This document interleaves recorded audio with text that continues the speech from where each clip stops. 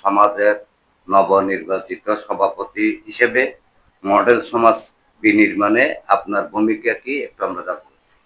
বিসমিল্লাহির রহমানির রহিম।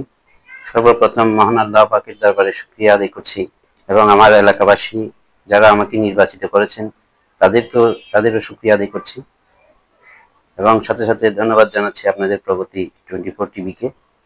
আসলে সমাজ বিনির্মাণে যে আমাদের প্যানেলের যে ভূমিকা থাকবে সেটি হলো একটি আদর্শ মডেল সমাজ গড়ে তুলব।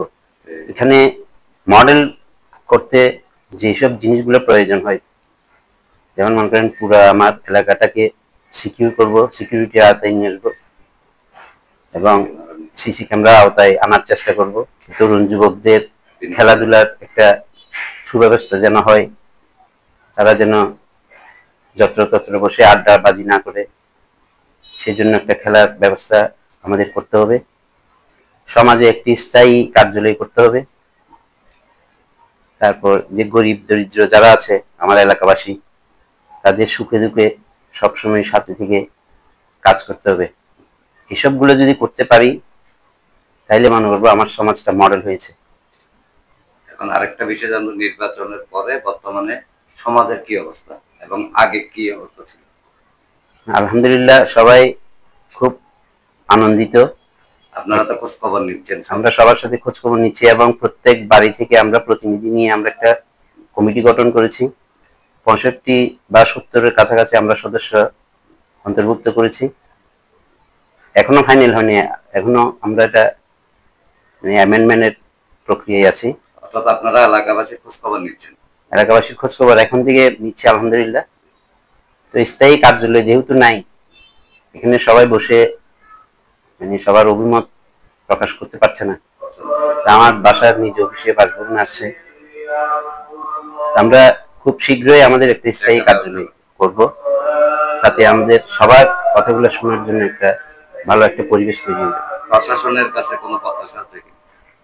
প্রশাসনের কাছে আমরা শপথ গ্রহণের পর আমরা প্রশাসনের কাছে আবেদন করব, যেখানে কিছু সন্ধ্যার পর কিছু বকাটে ছেলেদের একটু আনাগোনা থাকে, আমাদের সমাজের যে শুরু থেকে শেষ পর্যন্ত যেন প্রশাসন প্রত্যেকদিন অন্তত একটি টহলের ব্যবস্থা করে, এটা আমরা প্রশাসনের কাছে প্রত্যাশা। সর্বশেষ আরেকটু জানবো, সন্ত্রাস, মাদক, চাঁদাবাজি রোধে কি কি পদক্ষেপ নেবেন আপনি সভাপতি হিসেবে? যে সন্ত্রাস, মাদক ও চাঁদাবাজি মুক্ত সমাজ প্রতিষ্ঠায় সবাই মিলে ঐক্যবদ্ধভাবে কাজ করতে হবে, তাহলে সমাজ সুন্দর হবে। সমাজ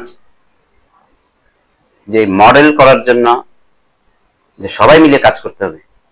আমাকে নির্বাচিত করেছে, সবাই যদি আমার দিকে তাকিয়ে থাকে যে আমি কি করছি, কেউ যদি আমার বিরোধিতা করে যে আমি কি করছি, আমরা চাচ্ছি আমাদের যেই প্যানেল নির্বাচিত হয়নি তাদেরকে নিয়ে আমরা কমিটি গঠন করেছি।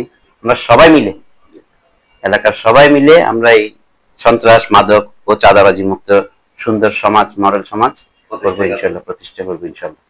তো সর্বশেষ আমাদের প্রগতি টিভি 24-কে অভিনন্দন জানাচ্ছি যে আপনারা খুব সুন্দরভাবে আমাদের এই ফুটেজগুলো নিচ্ছেন এবং প্রচার করছেন।